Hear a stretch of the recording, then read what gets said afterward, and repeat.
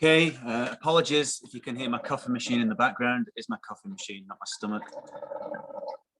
Have a go at the 10 questions, pause the video, and I'll put the answers up in 5 seconds.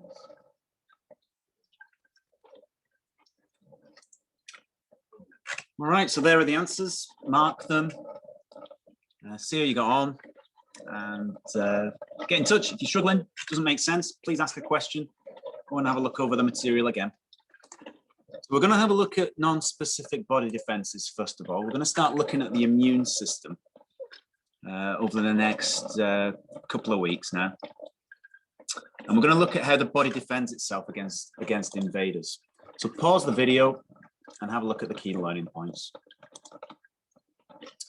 So this is stuff that actually you should know from National 5. I'm not going to run through it, but it might be useful just to pause the video and check that you know the definitions of all of these things. So a pathogen is an organism that causes disease. So it could be bacteria, fungi, virus, but it comes into the body and it can cause disease. And your immune system is the system that you have in order to fight off and defend, to fight off these infections, to fight off the pathogens and to defend your body. This first video, we're gonna focus in on non-specific defense. And then the second video, we're gonna take a look at specific defenses. Now, the non-specific defenses can be broken down into different sections. So we've got physical barriers, which we'll look at, chemical defense or secretions. I know how much you like the word secretion, so I'm going to try and get the word secretion as much as I can into the video. Inflammation, the inflammatory response is another non-specific defense that we'll look at. And then phagocytes and phagocytosis, the process of phagocytosis. That's my coffee done. You'll be happy to know. We're going to take a look at that as well. So, a non-specific response. As we said, it can be broken down into 4 separate areas that we're going to look at. But generally speaking, the non-specific immune response is immediate. It's always present. So the response is very, very quick, but it isn't a long-term, you don't get long-term immunity with it. We'll come on to long-term immunity later on in the next video. So let's take a look at physical barriers first. So obviously, the most obvious physical barrier is your skin, which is made up of epithelial cells. And that acts as literally a physical barrier to stop pathogens from entering into your body. But even within your body, so obviously your mouth and your nose are ways of getting into your body. But even within the tracts of the digestive tract and the respiratory tract, there is a lining of epithelial cells that acts as a physical barrier all the way through the tracts or through the system. So wherever there isn't skin or epithelial cells, then there tends to be some sort of chemical defense as well, or a secretion. So let's have a look at a few examples. So we've said that the skin is a physical barrier, but also within your skin, you have sweat glands, which lowers the pH of your skin slightly, just enough so that most microbes aren't able to survive. In your eyes, you have tears. In your mouth, you have saliva. And both of these contain a digestive enzyme called lysozyme. And that breaks down the cell wall of bacteria and to destroy them. Within your respiratory system, so your trachea and your bronchi and your bronchioles, there is a lining of mucus, which is a sticky substance.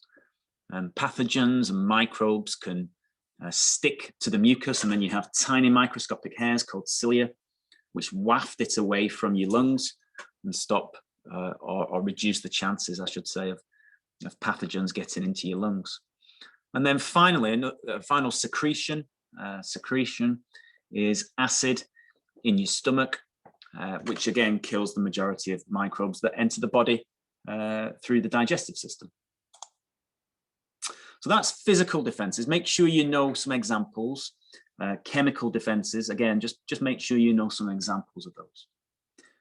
The third area is inflammation. So when you injure yourself or you break your skin in some way, we've mentioned already, haven't we, that the skin is the first line of defense. It's a protection. It stops pathogens getting into your body. So if your skin is broken, then potentially that is a route into your body for pathogens. So something needs to be done about that. And the body's response is the inflammatory response or inflammation. So what happens? Well, there are specialized cells within the connective tissue, and they are called mast cells. And if mast cells become damaged, then they release a chemical called histamine. Now, histamine has two effects, really. One effect is that it causes vasodilation to take place. So the blood vessels in that part of the body become wider. And if the blood vessels vasodilate, then that results in increased blood flow to that part of the body. So that's why you tend to get redness in an area of the body that's inflamed because of the increased blood flow. The second thing that histamine does is it causes the capillaries to become slightly more permeable. So it's ever so slightly easier for the plasma to move out of the blood vessel and to become tissue fluid and surround the cells and the tissues. And that's why when you have inflammation, that it's quite common for there to be swelling. The swelling is caused by the increased fluid in that particular area. So let's just review that. The mast cells release histamine if they are damaged. The histamine causes vasodilation in that particular part of the body and also increases the permeability of the capillaries. Why is that useful? Well, first of all, it's useful because it increases the delivery of a white blood cell called phagocytes to the area that has been damaged. So remember we said the damaged area potentially is an entry site for pathogens. So these phagocytes are delivered to the area, and what they do is they basically eat, they engulf and digest the pathogens that enter the body. So that helps to stop the pathogen from traveling throughout the body if you can get them early enough. The second thing, or the second reason why inflammation is good, is because the blood delivers what is needed for clotting to take place. So the clotting elements and the factors that are required to repair the tissue that's been damaged are delivered by the blood. So if you have an increased blood flow to that particular area, then quickly that damage is going to be repaired. If you can't remember anything about clotting of blood, then it would be useful to go back and remind yourself of that.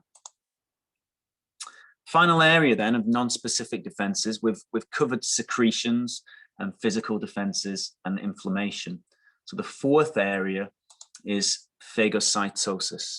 So we've mentioned phagocytes already as a type of white blood cell, and they carry out a process called phagocytosis.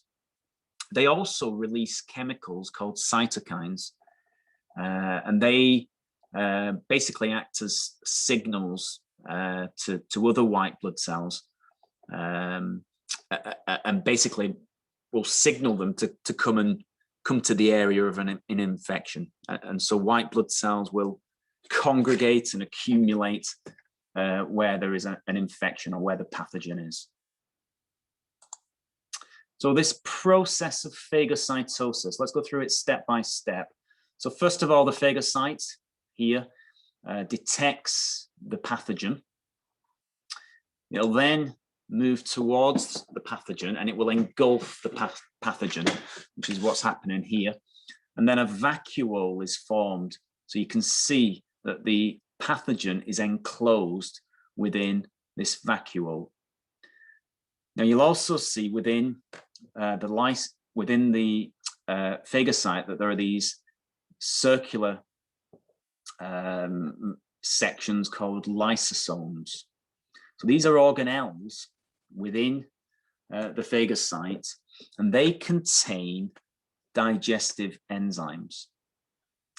So what happens is that this vacuole that contains the pathogen, well, if we just go back, these lysosomes here move towards the vacuole, and you can see that the digestive enzymes are released into the vacuole that the pathogen is within.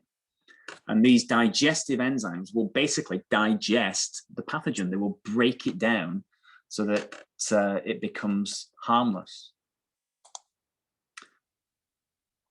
And that's basically what pus is.